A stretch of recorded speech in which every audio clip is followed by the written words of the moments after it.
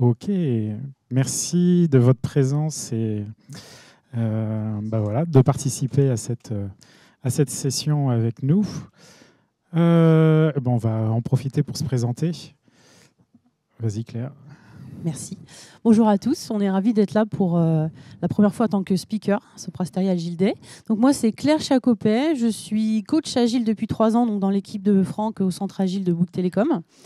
Et avant ça j'ai un bon passé de Scrum Master, même si on en fait toujours un petit peu auprès des équipes aussi. Et aujourd'hui je suis donc avec Franck. Et donc, moi, je suis responsable du centre Agile. Donc, chez Bouygues Télécom, on a une équipe qui est à disposition de l'ensemble de l'organisation pour aider toutes les équipes, qu'elles soient IT ou métier, en fait, à franchir le pas de l'agilité ou, si elles y sont déjà, de grimper d'un cran supplémentaire. Très rapidement, donc Bouygues Télécom, ça fait partie du groupe Bouygues. Ce qu'il faut surtout retenir de ça, c'est qu'aujourd'hui, on a à disposition et on aide 3 systèmes d'information. On a un système d'information commercial, corporate, plus le SI du réseau. Et c'est ces 3 SI qu'il faut finalement faire discuter et surtout qui doivent gérer les demandes de leurs clients et de leur métier. Ok. Dis-moi les appels, s'il te plaît. Merci. Ok. Donc, en fait, on vient vous parler aujourd'hui de 4 KPI qui sont des KPI inspirés de Kanban, des KPI de flux, pour répondre à la question la plus importante de vos clients, de nos clients, internes, externes. Quand est-ce que ça sera terminé ? Donc, évidemment, dans ma vie de Scrum Master et aussi maintenant auprès des équipes, cette question, on l'a au quotidien. Je ne sais pas si vous, c'est le cas. En tout cas, régulièrement. Et comment je faisais pour y répondre avant en tant que Scrum Master ? Je faisais ça. C'est pas exhaustif, mais en gros, on calculait une date de livraison avec des points d'effort. Voilà, des story points, si vous avez ça dans votre environnement. J'étais vraiment une fervente défenseuse. Ouais, voilà. J'aimais bien ce système-là parce que c'est très mathématique, c'est facile, on estime et puis on additionne et ça va bien se passer. Sauf que c'est pas vraiment le cas. Et pourtant, je prenais en compte les anomalies, les temps de blocage, les temps d'attente, les imprévus, par exemple, évidemment, les maladies, les choses comme ça. Avec la vélocité de l'équipe qu'on suivait de sprint en sprint, normalement, ça fonctionne, quoi. Eh ben non, parce que déjà, les points d'effort, c'est une estimation. Et en fait, on est mauvais à faire des estimations parce qu'il y a plein de facteurs extérieurs, finalement, qui vont nous perturber dans cette estimation-là. Et aussi parce que souvent, on estime que le temps actif sur une tâche, tout simplement. Et on n'a pas en visu les imprévus par définition. Donc il y a cet élément-là. Ensuite, il y a tout le reste. On peut faire comme ça seulement et seulement si c'est stable dans le temps. Alors ça, je ne sais pas vous, mais moi, j'ai jamais vu ça. Un taux d'anomalie qui est stable dans le temps, des blocages qui sont toujours pareils, etc. Donc ça devient complètement aléatoire finalement. Donc voilà, j'étais comme ça devant mon PC, un petit peu désespérée, et je me suis dit, est-ce qu'il n'y a pas une autre façon de faire de la prédictibilité, de faire des projections qu'avec les points d'effort. Et c'est là que je suis tombée sur tout ce qui est KPI de flux. Alors, on se fait un peu les porte-parole d'une démarche qui est présentée, que vous verrez par la suite, donc d'une personne qui s'appelle Daniel Vacanti. Ce qu'il faut voir, c'est que, grosso modo, ce centre agile, on a un temps qui est vraiment dédié à réfléchir à qu'est-ce que l'on pourrait apporter aux équipes. Et donc finalement, par rapport à ces équipes qui se posaient pas mal de questions sur les estimations et la manière de le faire et la manière de s'apercevoir que ça ne les aidait pas forcément, on a cherché à travailler différemment et se poser la question de comment est-ce que l'on peut répondre au client en utilisant son langage. Et donc, la plupart du temps, quand on va répondre à un engagement de client, on va leur donner une date, on va leur donner un délai. Et typiquement, quand on dit à un client c'est le 5 janvier, pour lui c'est le 5 janvier. Et peu importe que vous ayez 50% de vos équipes qui travaillent au moment de Noël, mais ce qui est sûr, c'est que pour lui, il a bien gardé en tête que du point de vue des engagements, c'est le 5 janvier. Ou si vous lui avez dit que c'était dans 30 jours, pour lui, ça sera toujours 30 jours. Et rien d'autre. Et donc, ce qui est important, c'est comment est-ce qu'on est capable de finalement utiliser ce mode de pensée pour pouvoir discuter avec le client et de ne pas utiliser des story points qui, la plupart du temps, en fait, ne leur parlent pas. Alors, la première chose, c'est que nous, ce qu'on s'aperçoit la plupart du temps, c'est que les équipes, lorsqu'elles donnent des dates, la plupart du temps, c'est des dates dites fermes, avec tout ce que ça pose problème derrière en termes d'engagement et de frustration des clients lorsque ces dates sont données. Donc ce qui est sûr, c'est que nos modèles, il n'y a aucun modèle qui aujourd'hui garantit qu'il sera finalement certain à 100%. Donc tout ce qui peut arriver dans le futur, il n'y a pas un seul chemin, il y a des futurs possibles. Et la problématique, c'est qu'on se comporte comme s'il n'y en avait qu'un. Et donc, nous, ce qu'on essaye de faire en sorte, quand on discute avec ces équipes, et c'est ce qu'on essaye d'expérimenter, pour l'instant, on est vraiment dans une phase d'expérimentation. C'est vraiment pas quelque chose qui est déployé à grande échelle chez Bouygues Telecom, c'est vraiment quelque chose qu'on est en train d'essayer de mettre en place sur certaines équipes pour voir si ça peut fonctionner. On essaye de passer dans un mode où on serait capable de dire, il y a 85% de chances que je vous livre et que le travail que je vous livre soit terminé dans 13 jours ou moins. Ce qui est complètement différent de « ça sera sûr, je vous livrerai dans 13 jours ». Et donc la question, c'est comment est-ce qu'on en arrive là? Donc au début de présentation, on vous a dit qu'il y avait 4 indicateurs. Je vais déjà vous en présenter 2. Le premier, ça fait écho à ce que disait tout à l'heure Odile. Elle a parlé du cycle time. Ce temps de cycle, alors on va rester dans une définition hyper large du temps de cycle. Il y a une date de début et une date de fin. Et dans un processus, on définit ces différentes étapes et on va établir le temps écoulé entre ces différentes étapes. On ne parlera pas de lead time pour le coup, mais le principe est le même. Et donc ça va être date de fin, moins date de début, et puis plus 1, parce que si ça se livre dans la même journée, on ne veut pas tomber à 0.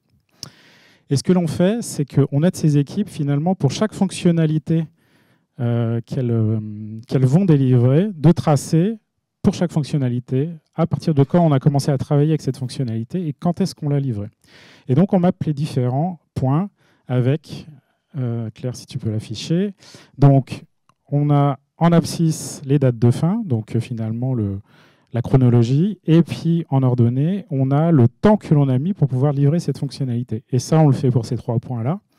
Et puis, plus l'équipe se met à délivrer des fonctionnalités, et plus on va avoir ce qu'on appelle ce fameux nuage de points. C'est des données collectées pour le coup pour une équipe sur laquelle on intervient, et on essaye de faire en sorte déjà que ces équipes passent dans ce modèle-là, c'est-à-dire de mesurer ce nuage de points qui n'est plus ni moins que l'histoire des différentes fonctionnalités qui sont terminées et qui sont livrées aux différentes équipes. Alors, ce qu'on peut voir, c'est que potentiellement, il y a un signal avec un bruit, c'est-à-dire le fonctionnement classique du processus. Et puis, de temps en temps, on a des points qui sont un peu extrêmes. On ne rentrera pas dans le détail forcément de ces points extrêmes-là, mais on pourrait très bien se poser la question de se dire, est-ce qu'il faut passer du temps sur le bruit, sur ces points extrêmes? Il y a différentes techniques qui permettent de le faire. Mais l'intérêt, c'est déjà de permettre aux équipes de visualiser que potentiellement, il peut y avoir des dérapages dans ce qu'ils livrent à leurs clients. Et puis, ce qui va nous permettre, après, de passer sur le deuxième sujet, c'est comment est-ce que je suis capable, finalement, d'arriver à ce niveau de confiance. Le niveau de confiance, vous vous rappelez, c'est comment est-ce que je suis capable de dire, dans 85% des cas, je suis capable de vous livrer en 13 jours ou moins. Et donc, ce niveau de confiance, c'est le niveau de service attendu. C'est-à-dire, c'est ce que l'on estime pouvoir livrer à nos clients avec un indice de confiance. Donc, ça se compose de 2 éléments. Il va y avoir la période de temps écoulée et puis cet indice de confiance. Et donc, la question, c'est comment est-ce qu'on va pouvoir calculer cet indice de confiance? En point d'accroche de tout ce que l'on est en train de faire, on imagine que donc, on n'est plus sur des estimations, on est en train de regarder ce qui se passe du point de vue de l'historique des données que l'on a produites dans le passé. Et donc, notre hypothèse sur laquelle on travaille, c'est la suivante, c'est l'histoire des points que l'on a réalisés et des fonctionnalités que l'on a réalisées. Ça veut dire que dans le futur, ça potentiellement se déroulera de la même façon. Ce n'est pas un modèle qui permet de découvrir ce qu'on pourrait appeler des signes noirs, donc des événements complètement imprévus. Donc, ça n'empêche que ce que l'on fait, c'est que l'on se base sur l'historique de ce qui s'est passé dans le fonctionnement de l'équipe par le passé. Et donc, On va rajouter à ce nuage de points, c'est le même que je vous ai présenté tout à l'heure, on va rajouter un autre axe qui est l'axe sur la droite des percentiles. Percentile, on va commencer par le percentile 50%. 50%, c'est ni plus ni moins que la médiane. 50% des points sont en dessous, 50% des points sont au-dessus. Et déjà, je peux intervenir auprès de mes clients en leur disant il y a 50% de chances qu'aujourd'hui, je vous livre en 4 jours ou moins. Est-ce que ça vous convient ou pas? La plupart du temps, ces clients considèrent que cet indice de confiance est trop faible. Et donc, à ce moment-là, on va utiliser les percentiles pour pouvoir monter d'un cran, d'un point de vue, finalement, fiabilité et confiance dans ce que l'on est capable de faire au regard de l'historique du fonctionnement du processus. On peut monter à 70% et leur poser la même question. Il y a 70% de chances que je vous livre en 10 jours. Et puis donc, on en arrive à la petite phrase que je vous avais présentée dès le départ, c'est il y a 85% de chances que je puisse vous livrer en 13 jours. Si jamais les clients sont plus exigeants, on peut monter à 95%. Peu importe le niveau, mais voilà, on est capable d'avoir finalement des indices de confiance de plus en plus forts pour pouvoir finalement proposer des délais à nos clients. La plupart du temps, 85% devient un indice de confiance suffisamment satisfaisant pour rassurer des clients. Et donc, c'est déjà un premier élément de réponse pour avoir une prédictibilité un peu plus fiable qu'avec des estimations. Mais on va aller plus loin. Et là, la question, c'est comment est-ce qu'on s'assure au quotidien qu'on respecte ce SLE, Service Level Expectation, le niveau de service attendu. Là, on va entrer dans une nouvelle notion qui est le travail en cours, donc le Work in Progress, le WIP. Souvent, vous entendez ça, ça vient de là. Et c'est tout simplement le nombre d'éléments de travail qui sont démarrés, mais pas encore terminés. Avec ce WIP, on va pouvoir faire notre troisième indicateur, qui est l'âge d'un élément de travail, c'est-à-dire le temps écoulé entre le moment où il a démarré et la date d'aujourd'hui, puisqu'on n'a pas encore de date de fin, donc on va comparer avec aujourd'hui. Date d'aujourd'hui moins date de démarrage, toujours avec notre plus 1, puisqu'on considère que le minimum c'est 1, pour faire ce calcul-là. Exemple de flux de travail, donc on a dû prioriser un développement en cours terminé, un test en cours terminé, un déploiement en cours terminé, voilà, un truc assez classique dans l'informatique. Et l'équipe a décidé, donc c'est elle qui décide, quand est-ce qu'elle commence à mesurer, quand est-ce qu'elle termine à mesurer. Et donc tout ce qui est entre les deux, qui n'a pas encore passé dans la test terminée, c'est du travail en cours. Donc c'est ça sur lequel on va s'appuyer pour la suite. Et ça, c'est un exemple dans l'informatique, dans l'IT, mais nous, on travaille avec plusieurs équipes qui ne sont pas forcément dans l'IT, les RH, la finance, le marketing. Dès l'instant où il y a un flux, une chaîne de valeur côté safe, dès l'instant qu'il y a un processus, en tout cas, on peut faire cette démarche-là de calculer les KPI de flux. Donc ça s'applique vraiment partout. Et pour l'anecdote, moi, je fais même le suivi de mes ventes Vinted avec ça.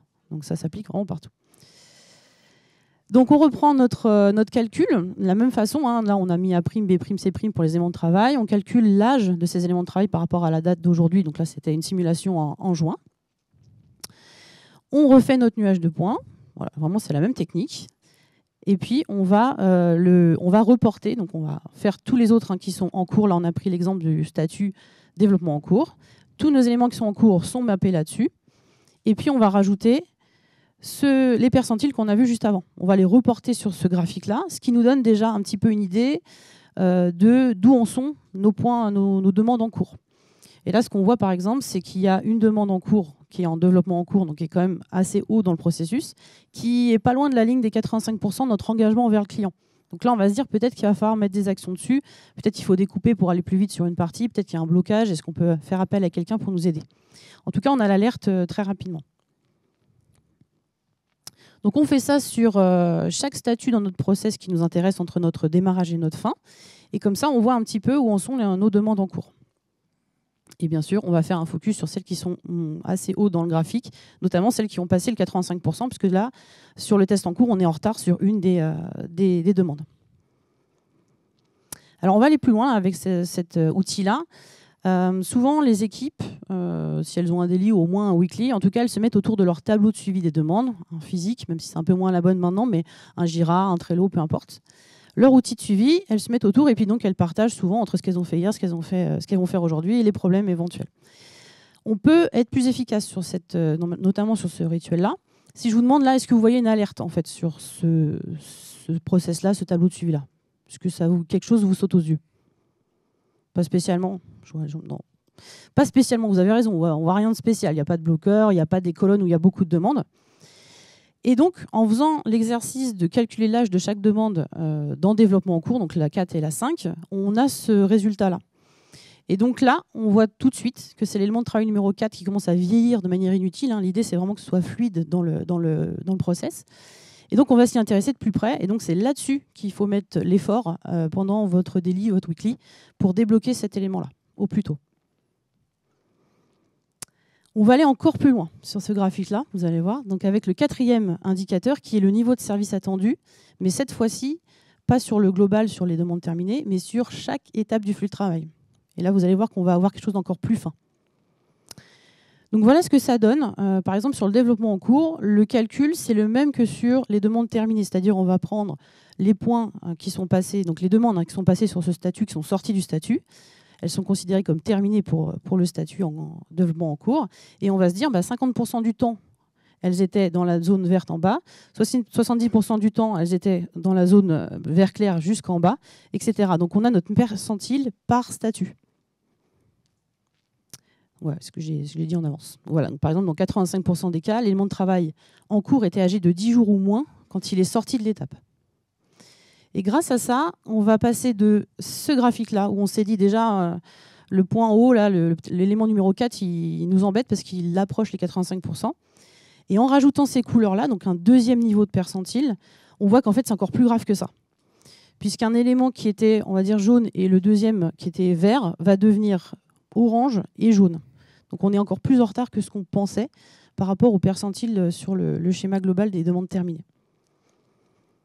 Et pareil, ça, on va le faire sur chaque statut de notre process qu'on observe. Et on va avoir quelque chose de plus fin sur les alertes.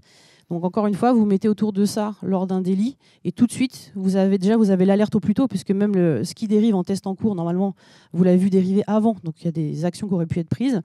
Et en plus, ça rend votre délit plus efficace, puisqu'entre guillemets, ça n'a plus vraiment d'importance ce que vous avez fait hier, ce que vous avez fait aujourd'hui. Mais surtout, il faut faire avancer ces demandes-là. Alors, tout ce qu'on vous a dit jusque-là, c'est valable pour un élément de travail. Donc, on pense à un cas d'utilisation assez courant, l'anomalie. Vous faites vos graphiques en filtrant sur vos anomalies et vous avez votre engagement de 85% du temps. Et ça, c'est très important pour votre équipe de prod, les bloqueurs, les majeurs. Ils ont besoin de cette prédictibilité la plus fiable possible. Et donc, pour plusieurs éléments, comment est-ce qu'on fait ? Et bien là, on va avoir encore un autre indicateur. C'est un peu l'indicateur bonus, parce que vous voyez, vous en avez déjà eu 4. Là, c'est le nombre d'éléments de travail terminés par période de temps, ce qu'on appelle le débit, ou le throughput en anglais. Donc tout simplement, vous allez compter le nombre de demandes qui sont terminées par jour. Et vous allez le mettre sur ce graphique-là. Et à partir de là, vous êtes peut-être tenté de faire des moyennes, pour voir un petit peu en projection ce que ça peut donner. Nous, on n'aime pas les moyennes parce qu'on dit toujours que c'est moyen. Et du coup, on va utiliser autre chose. On va utiliser ce qu'on appelle la simulation de Monte-Carlo. Je ne sais pas si vous connaissez celle-là. Elle est assez puissante. Donc l'idée, c'est qu'on va utiliser toujours l'historique des données. On ne fait plus d'estimation. L'historique des débits, on va le mettre dans Monte-Carlo et ça va nous donner une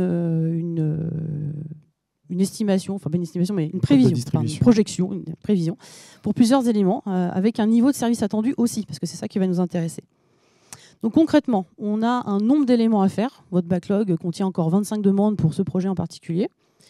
On va aussi projeter un taux de retravail. Donc du retravail, ça peut être une anomalie, un trou de conception, des allers-retours.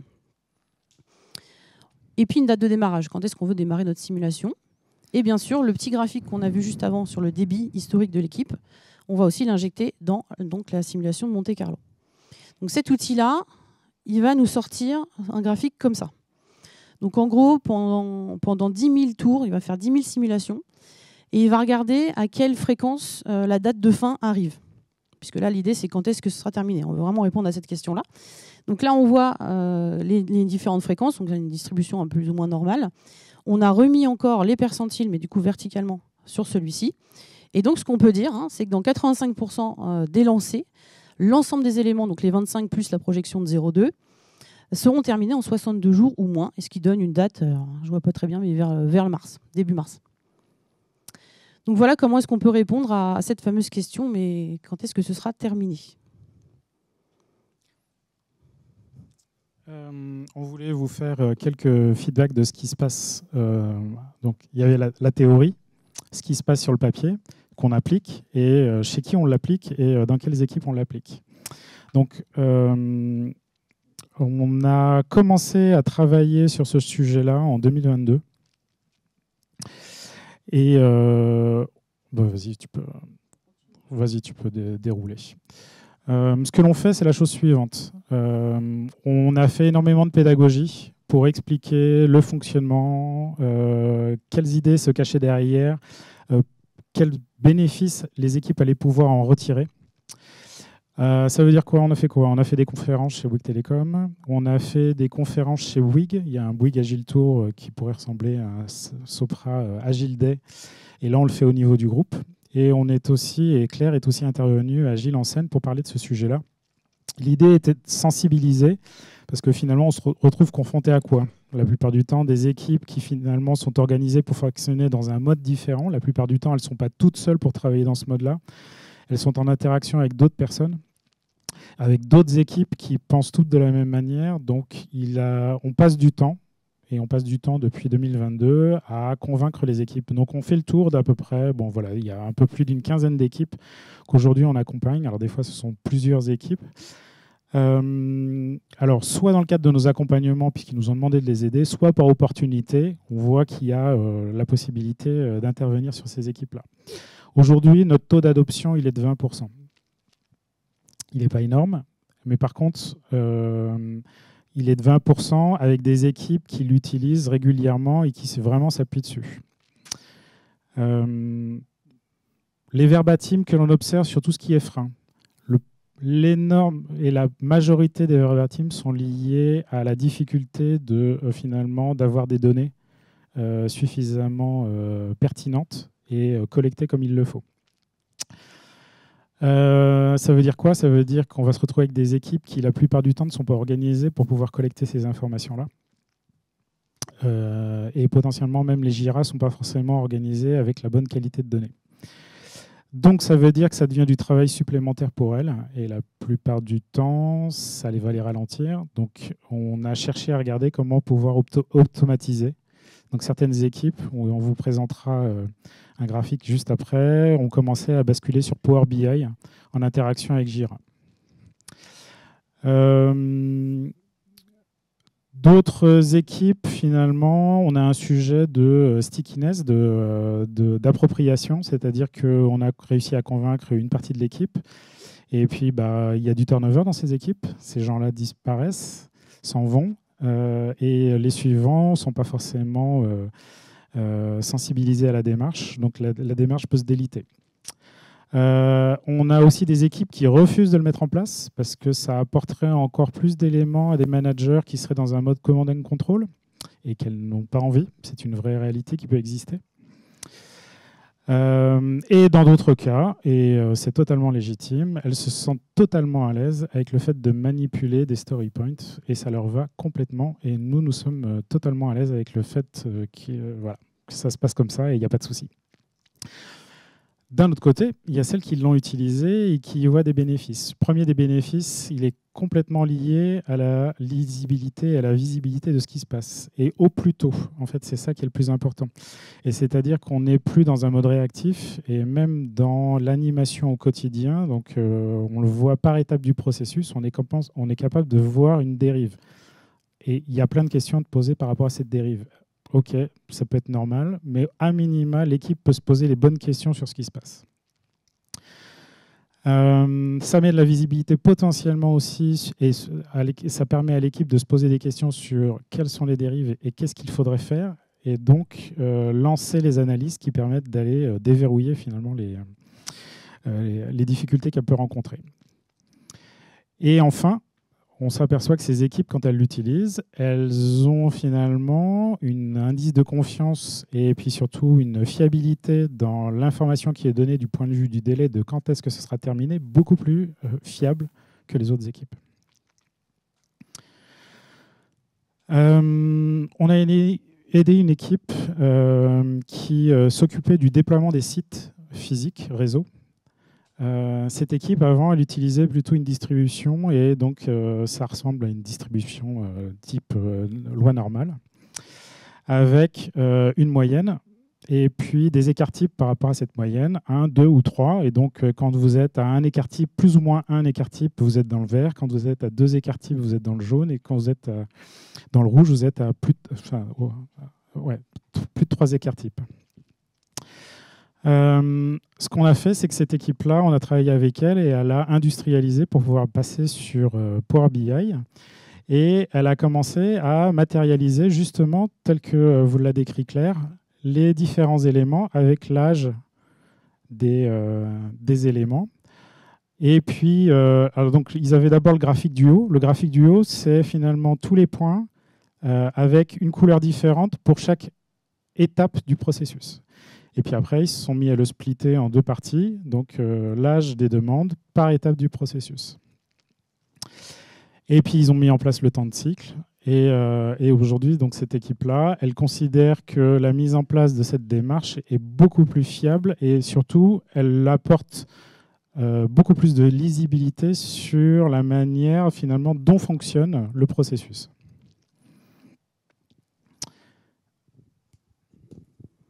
Alors, on espère que vous repartez avec le fait qu'il suffit de 2 dates seulement pour mettre en place la majorité des graphiques que vous avez vus et surtout commencer à faire de la prédictibilité, pas à base d'estimation, mais à base de l'historique de l'équipe.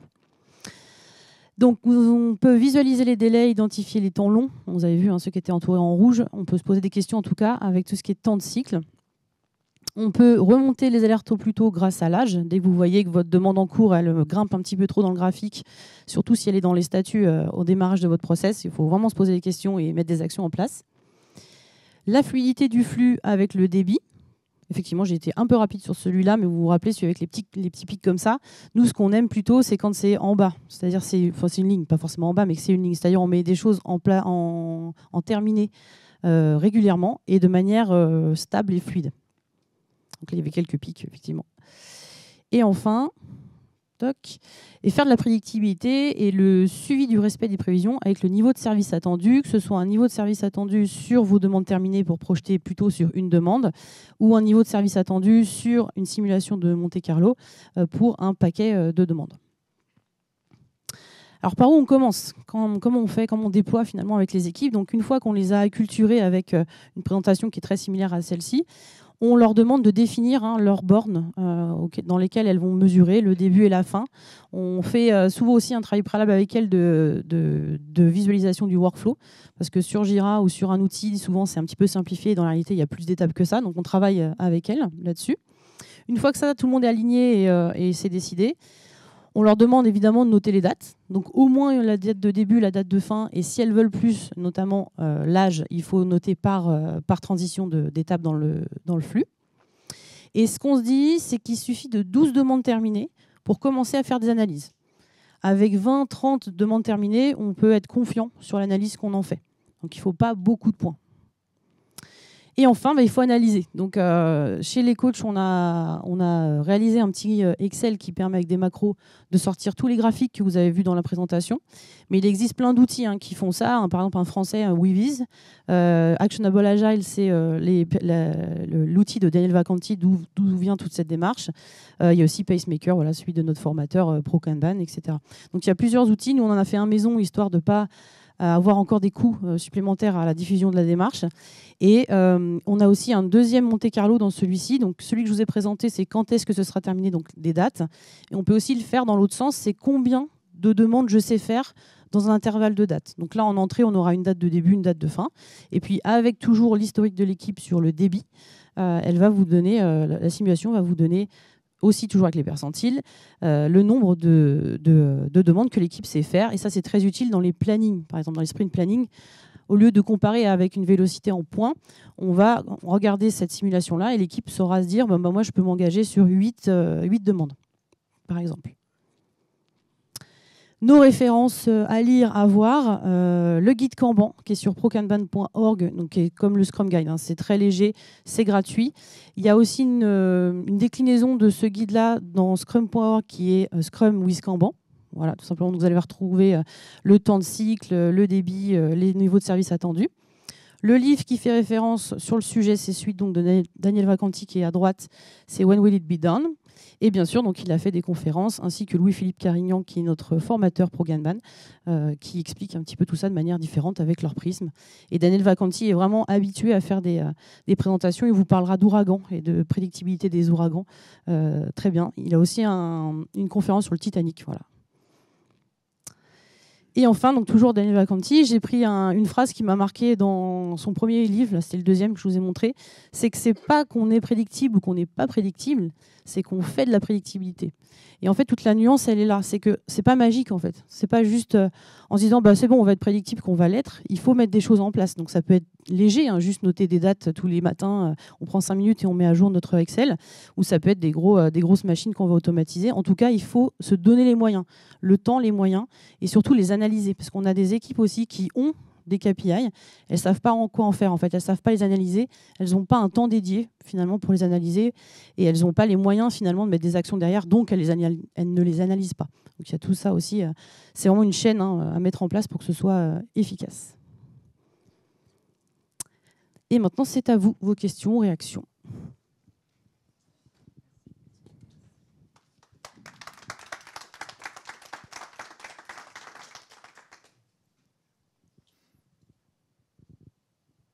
Oui.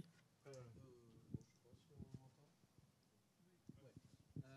une première question. Alors ça m'a l'air très adapté sur le.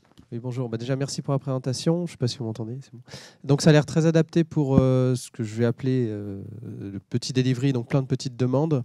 Est-ce que vous avez déjà eu, alors je ne connais pas bien le contexte Bouygues Télécom, est-ce que vous avez déjà eu des situations ou des contextes avec justement une demande de visibilité sur des plus grosses demandes, finalement des besoins utilisateurs qui vont engager beaucoup plus de, appelez-les comme vous voulez, un story, feature, etc. Et est-ce que vous avez su ou essayé d'appliquer ce modèle-là? Est-ce qu'il est pertinent? Alors, on n'a effectivement pas beaucoup d'équipes à l'échelle chez Bouygues Télécom. Par contre, pour moi, c'est pertinent. Et Daniel Vacanti a pas mal d'exemples. Il a fait différents types de boîtes. C'est pertinent dans tous les cas. L'idée, c'est de bien comparer la même chose sur le graphique. Donc, si tu prends des choses qui sont plutôt niveau feature, voire niveau épique, il faut que sur ton graphique, il n'y ait que les épiques. Par exemple, pour qu'on ait ce SLE, ces percentiles qui soient cohérents les uns avec les autres. Parce que si tu prends des stories tout en bas, puis tu as les épiques tout en haut, tu vas dire mais pourquoi celle-là est longue? Ah mais non, c'est pas le même type en fait. Donc il y a une notion de typologie de demande. Et à partir de là, quand on est clair sur la typologie, sur le début, la fin, ça reste pour moi des indicateurs qui fonctionnent très bien.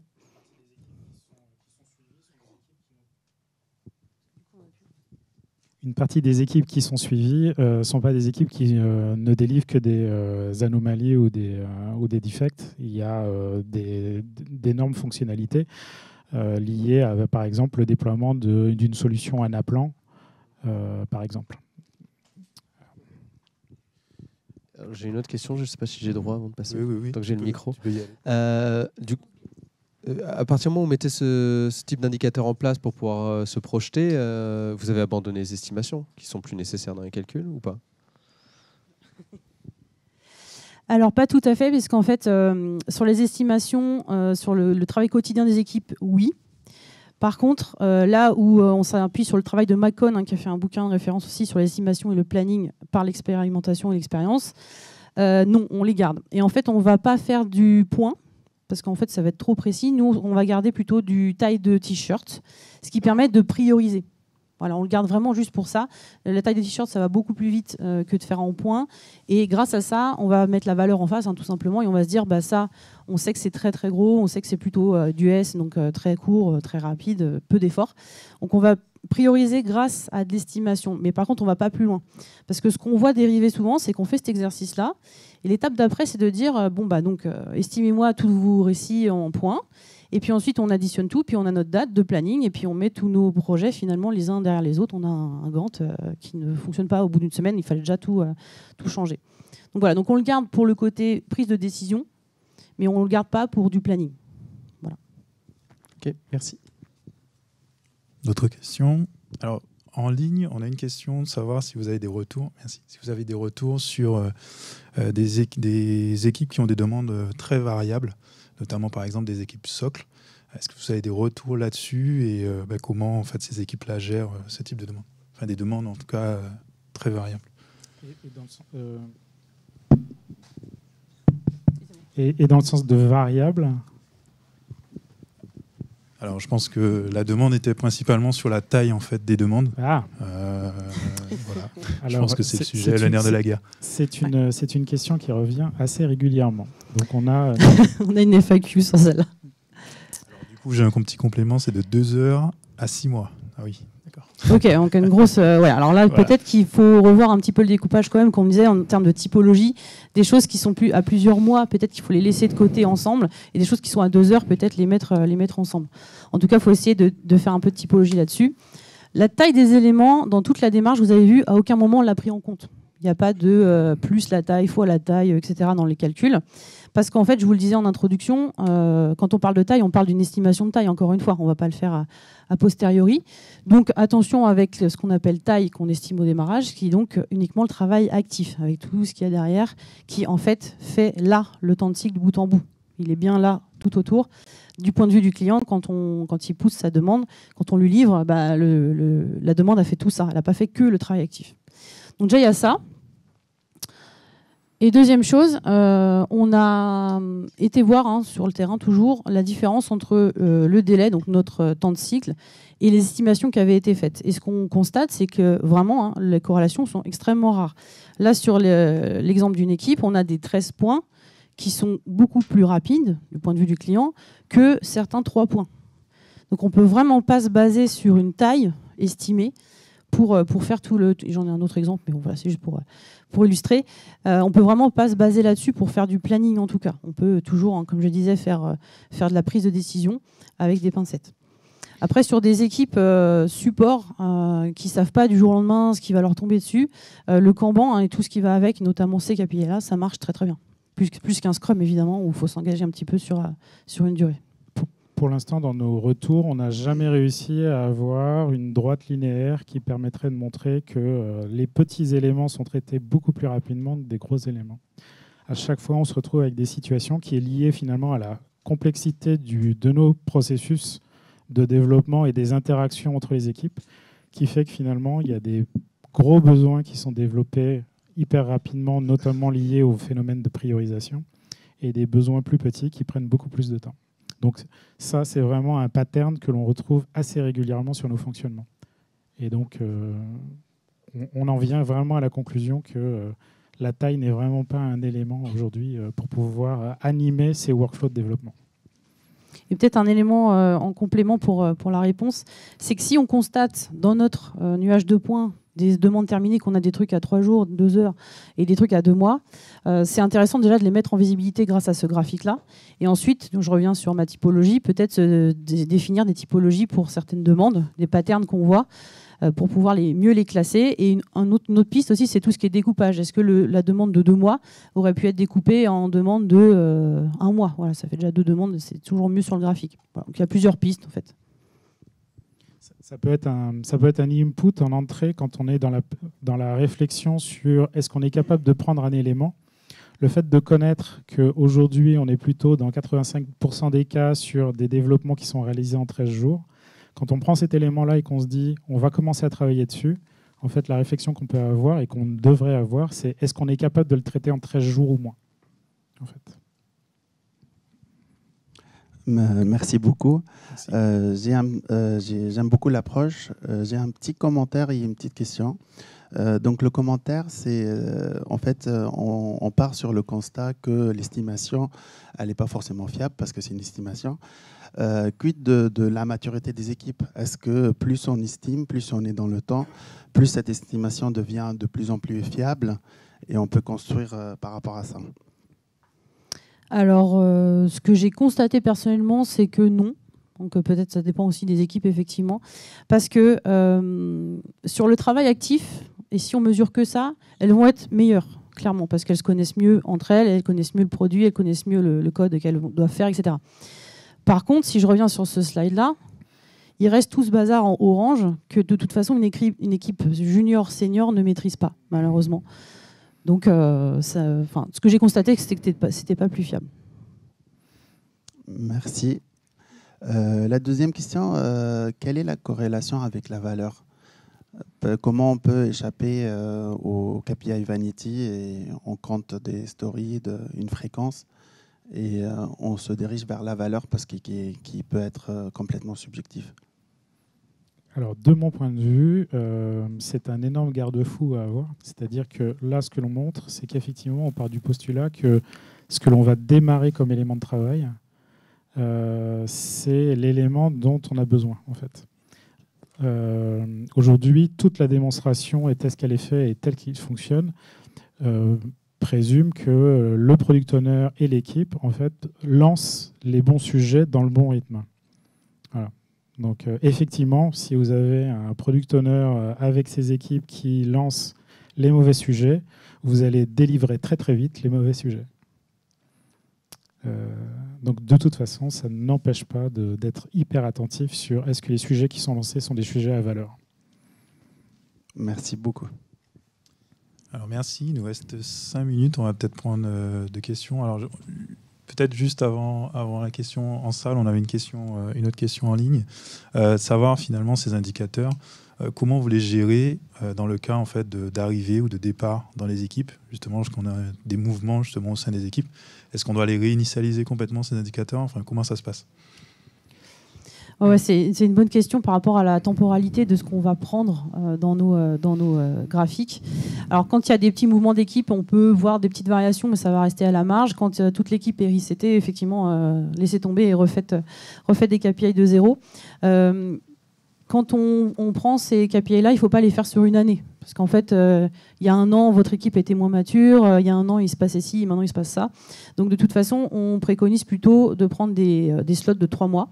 Il faut que ce soit des slots de 3 mois qui sont pertinents. C'est-à-dire, si vous prenez le mois d'août, en général, il y a une baisse d'activité. Donc, vous allez avoir des KPI qui sont à rallonge parce que finalement, les gens n'étaient pas là pour travailler dessus.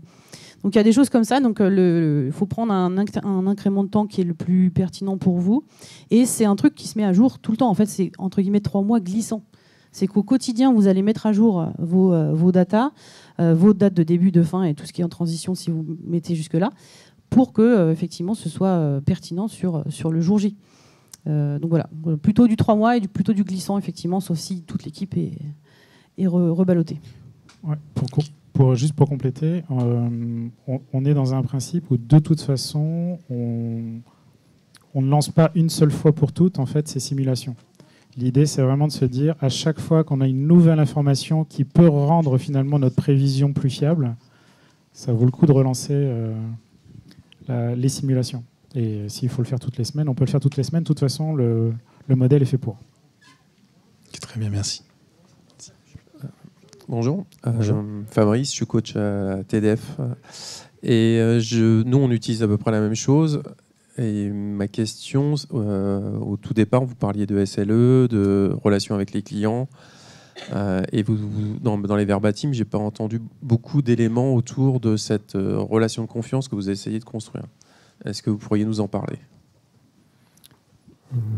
On a le dernier exemple dans notre... voilà. Là, c'est le verbatim le plus pertinent, je pense, à apporter pour ta question. C'est vraiment une équipe qui travaille donc, sur le déploiement de sites. Hein. C'est très technique, il y a de l'administratif, etc. Et donc, ce graphique-là de départ de distribution loi normale, il était utilisé vers ce qu'on appelle, nous, les métiers.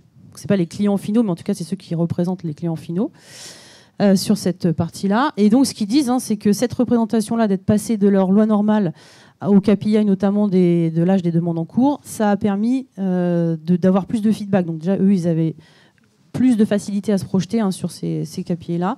C'est plus simple, c'est plus facile à prendre en main, c'est plus efficace. Voilà, donc ça, c'est dans une équipe où ça a été jusqu'à la diffusion aux représentants des métiers, voilà, des clients. Je ne sais pas si tu as un autre...